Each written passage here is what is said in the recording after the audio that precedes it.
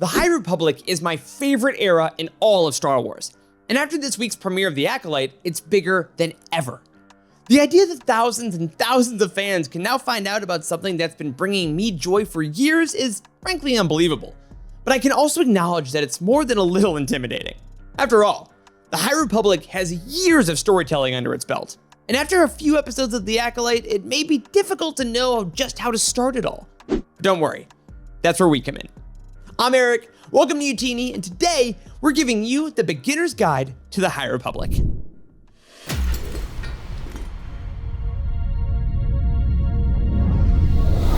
The High Republic is one of the most special eras in all of Star Wars. As opposed to the times of the Clone Wars or the Galactic Civil War, tremendous eras of Star Wars themselves, to be clear, the High Republic is a time of optimism and light. The Jedi have not yet fallen to the machinations of Darth Sidious, nor are they mixed up in the web of political deception that eventually separates them completely from their philosophies. No, these are the Jedi that the stories are all about. And don't get me wrong, the idea of the Jedi isn't the only thing that draws me and countless other fans to the High Republic. Yes, it's an era of prosperity and wonder, but it's also an era of really cool stuff like light whips, lightsaber shields, and my personal favorite, Jedi vectors. You know those starfighters that Anakin and Obi-Wan flew? Yeah, but what if their guns were powered directly by lightsabers? Yeah. Oh yeah. But I'm not here to pitch you on how awesome the High Republic is. You'll figure that out in due time if you haven't already. I am here, however, to acknowledge just how massive the High Republic is and how we can navigate that together. Because the High Republic isn't just a new experiment that is being brought to life in the Acolyte. In fact, it's been going on since the beginning of 2021 in the forms of books and comics, manga, audio dramas, and now TV shows. Now, all of the media that we'll be covering today happens before the Acolyte, so no worries about any kind of spoilers there. But we will be talking about a bunch of different projects because all of the media in the High Republic is interconnected. Like really interconnected. And that can be a good thing and a bad thing. Because over the last few years, it's been amazing to see characters that I love pop up in different mediums. And as someone with a decently visual mind, having comic book panels that actively illustrate characters from my favorite books has been tremendous. On the other hand, there have definitely been a couple of times where I've felt like I've missed something that maybe happened in a series I'm behind on or in another book that I just forgot about. The various authors do a pretty good job at catching you up in their respective stories, but after more than 3 years of continuous projects, some details definitely fall through the cracks. But all that being said, this is a very doable journey, especially thanks to some resources that I'll link down below in the description. Since the High Republic began, we've been creating guides and how-tos over on our website to help you track chronology, reading orders, and everything you can imagine. So make sure to pop over there after this video for any extra assistance that you might want. But for our purposes today, we're gonna take you through the basics of this fantastic initiative and get you all the background you need to enjoy the rest of the Acolyte and hopefully dive into your new favorite era of Star Wars. We'll start with an outline of the structure of the whole thing, follow it up with some of the main characters you need to know, and end with the best place to start depending on your reading preferences. See?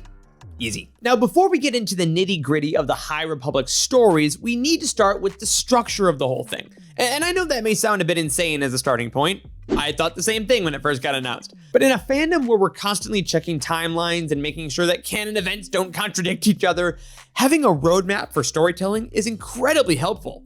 And honestly, a bit refreshing. So first things first, the High Republic is set up into 3 phases.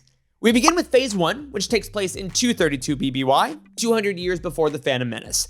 This is kind of the High Republic's present day, if you will. And for Phase 2, we went back in time 150 years to 382 BBY, very much mirroring how George Lucas created the prequels to give some historical context to the main story. And then we have Phase 3, which is back in 229 BBY, exploring the fallout of Phase 1 events with the added context of Phase 2 adventures. And here is where I give a massive shout out to the Utini timeline, the most accurate Star Wars timeline on the internet, where you can check all of these dates for all these projects as you read to make sure you keep everything straight. Y'all are wizard. Now, each of these phases is made up of smaller waves that tell parts of a larger story. Within a single wave, all of the books and comics are related to a singular endpoint that will usually end in some sort of cataclysm. For instance, Phase 1 had a wave dedicated to an event called the Great Disaster, followed by a wave dedicated to the Republic Fair, followed by a final wave that, well, spoilers. But aside from pure organization and potential confusion, why do these phases matter so much? Well, unsurprisingly, I like to compare them to the trilogies of the Skywalker saga. Not only does the episodic structure of the prequels, originals, and sequels help you know where you are in the timeline, they also allow us to try out different types of storytelling, and the High Republic is no different. After all, it's no secret that everyone has their favorite Star Wars trilogy, and there's nothing wrong with that. And this same principle applies to the phases of the High Republic. Maybe you really love the sense of discovery and classic heroism that Phase 1 represents. Or perhaps you want to delve more into the classic mysteries and intrigue that litter Phase 2. Because the structure of the initiative is so thought out, it allows readers to jump to these types of content they enjoy without feeling overwhelmed. Additionally, the organization of the phases and waves helps with what I like to call completionist guilt. Have I just made that up? Yes, I have. But have I felt it more often than not? Absolutely. When it comes to Star Wars, there are many of us who want to consume every single thing that comes out, and that's great. But not all of us can be Alex and Molly Damon. I love you guys. You're heroes. But sometimes the idea of reading every type of story about every type of character in every phase can get a bit overwhelming and lead to burnout, especially if there are certain types of stories you don't personally vibe with. And that's all right, because this type of structure allows fans to jump around to maximize their particular type of Star Wars consumption. For example, our Utini team is filled with High Republic fans of all kinds. Some of us read everything that comes out. Some of us aren't voracious comic book readers. Some of us loved Phase 2 more than 1, and some of us latched onto Phase 3 more than any other before. But thanks to the clear structure of the High Republic, we've all been able to gravitate towards projects that we love without the guilt or pressure of falling behind. Not vibing with the current wave? That's all right. Jump on the next one. Decided to get into young adult novels all of a sudden? That's great. Pick up the one from that phase you know you love. This type of organization, while definitely inspired by the trilogies of old, is entirely unique in the history of Star Wars. And once you jump boldly into the creative pipeline of the High Republic, this roadmap will become invaluable and possibly even second nature. So now we know how the bigger picture of the initiative looks and have a bit of an idea on how to navigate it, which can be found in even greater detail over on our site. But all the structure in the world doesn't mean a thing if you don't have characters that capture the heart of the fandom, and that may be the High Republic's greatest strength. The mythology of Star Wars has always been incredible, but without falling in love with characters like Luke and Han, Leia, Anakin, and Padme, the larger stories don't quite matter as much. And even though the High Republic has only been around for 3 years or so, there are already some characters that hold that same level of fan reverence as those who have been on screen or on the page for decades. Now, before we highlight some of the most important characters of the initiative that may or may not come up in the Acolyte, we need to acknowledge that you may have already seen some High Republic characters, whether you know it or not. How about this guy? Okay, yeah, it may not be a surprise that Yoda shows up on the High Republic, given his advanced years by the time of the prequel trilogy, but he's also joined in the Golden Robe by fellow council members Yarael Poof and Apple Rancisis. An odd trio to be sure, but a persistent one. Gamers will also be no stranger to the High Republic, given its prevalence in Jedi Survivor, as Cal Kestis discovered some of the secrets of the bygone era and even fought Dagan Gera in the trademark tabard. Add in a few comic book appearances by the likes of Avar Kriss and Elzar Mann, and it turns out that the High Republic has been slowly seeping into other Star Wars media for quite some time. But cameos and secrets aside, let's go ahead and go over a few of the main players to give you a sense of the scope of the entire initiative. Starting, of course, with the Jedi themselves. You know them, you love them, or hey, maybe you hate them. But as we said earlier, the High Republic shows the Jedi at their best. Their mantra is all about serving light and life. And as opposed to the order that is tied up in bureaucracy and warfare later in their history, these Jedi are the heroes to those in need and those who listen to the will of the Force in all things. Well, as best as they're able. And chief among them is the hero of Hetzal, the Marshal of Starlight Beacon, the soul of the Jedi herself, Avar Kriss. A Jedi Master first introduced in Phase 1 of the High Republic, Avar Kriss simply exemplifies what it means to be a Jedi. Like if a Jedi was made in a lab, this is it. She's a natural leader, she constantly listens to the song of the Force, a rather unique ability of hers, and she shines as an example of the Order throughout the galaxy.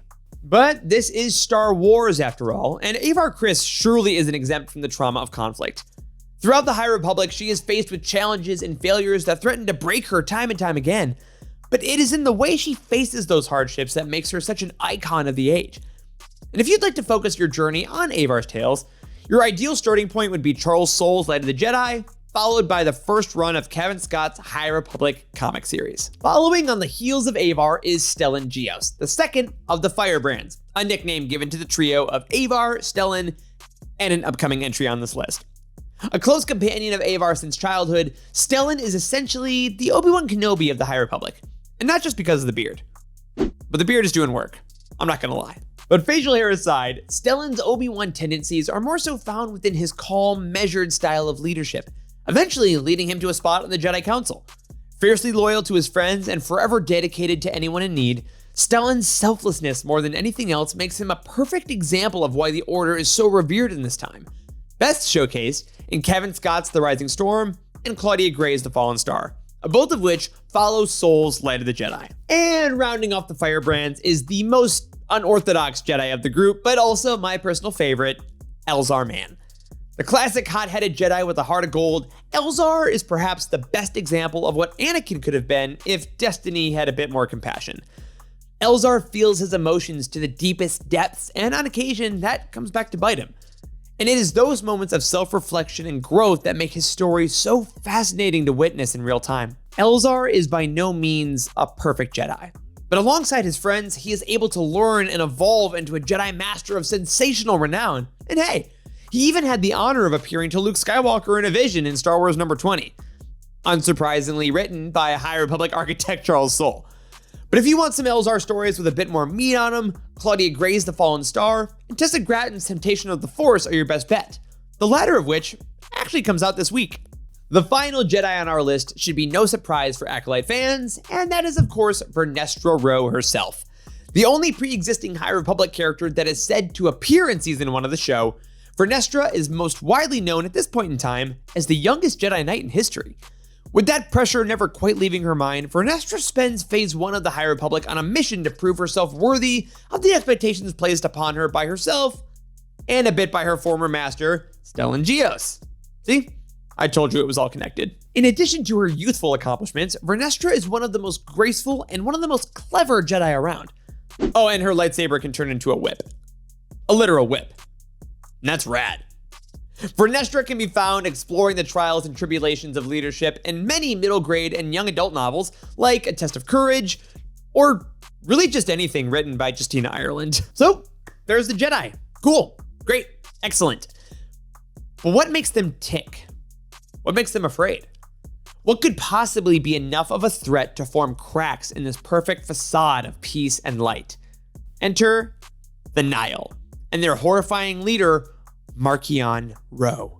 In simplest terms, the Nihil are chaotic space pirates who spread terror and dissent throughout the galaxy in direct opposition to the light and life of the Jedi. Marchion Ro leads them as the Eye of the Nihil, and frankly, he's one of the best villains in Star Wars. Period. First introduced in Light of the Jedi, Ro leads the mighty Tempests of the Nihil in a quest to take over territory in the galaxy. But there is a mysterious drive within him that wants nothing more than to destroy the Jedi. More of his motivations are discovered throughout multiple phases of the High Republic, some of which actually delve into his lineage to find answers for us. But ultimately, his hatred of the Order leads him to the discovery of force-consuming monsters called the Nameless. Alright, I'm cheating a little bit here, as the Nameless aren't your typical named characters, but they are the final main player that sort of define the High Republic. Their whole existence is based upon the consumption of the Force, and in doing so, they turn high Force users into husks of ash and dust. And when you start building an army of creatures whose singular purpose is to destroy Jedi, well, I'd say that's cause for a bit of drama, wouldn't you? The history of the Nameless is explored largely in Phase 2 of the High Republic, but they accompany the Nihil and Marchion Ro throughout the whole initiative. The constant struggle that Marchion and the Nameless create between the Nihil and the Jedi leads to incredible storytelling. And although that conflict splits off into a number of different arenas, the idea that this singular force is paving the way for the downfall of the entire Order is never forgotten. Alright, so now you know how the entire High Republic is structured, some main characters, and a bit of the main conflict that runs through the entire thing. And that's all well and good. But how do you begin the whole thing? Well, luckily, that's the easy part. No matter who you are or what you like to read, we highly recommend that you start your High Republic journey by reading Light of the Jedi by Charles Soule. I mean, there's a reason this was the first project published. This book is the foundation of the entire era. It introduces the main characters. It sets the tone of the galaxy at this point in time. It establishes the political structures, introduces new planets, and basically acts as its own beginner's guide to the entire thing. So, if you wanted a singular answer on what to do after watching The Acolyte, boom, there you go. Sorry I made you wait so long. From there, however, you have a decision to make. Do you want to read everything? You totally can. But if you've never really been a reader of books for younger readers or comics, don't feel like you have to force yourself right out of the gate. And again, maybe you'll find a new medium that you absolutely love. Who knows? Part of the fun. But if you want something a bit more streamlined, I'd suggest sticking with a few certain mediums that you know you enjoy and reading pretty close to publication order. But how would you do that? How can you know what stories are in which medium and how they fit into the order of the grand story? Well, lucky for you, they're all in one place. The Utini High Republic reading order. Every single High Republic project can be found on our reading order. Every time there's a new release, we add the book or comic, assign it a label as an adult novel, young adult, middle grade, comic, etc., and add it to the list. So if you want to go top to bottom, we got you. If you want to skip around and just find the young adult stories, we got you. And if you want to throw out publication and just go straight through the chronology, our High Republic timeline page can help you there as well. Ultimately, the choice is yours. And all we want to do is supply you with the baseline knowledge and resources so you can choose the path that's right for you. The High Republic has been one of the most incredible fandom experiences of my life. It's wild to think that it all started with one book and now there's over 100 individual stories, and yet the biggest risk in its history has really just begun. But if you're intrigued by this era, there is so much amazing storytelling ahead. Yes, we have this season of The Acolyte to look forward to, but we also have the end of Phase 3 coming in 2025, which should be the wildest event in the history of the whole thing. And from there, who knows? Star Wars has such a rich history that the possibilities with this era are essentially endless. But no matter what path they take, we'll be here the whole time with resources, guides, and a community that's always ready to celebrate the best parts of the golden era of the Jedi. I hope you'll come along for the ride. But until next time, may the Force be with you.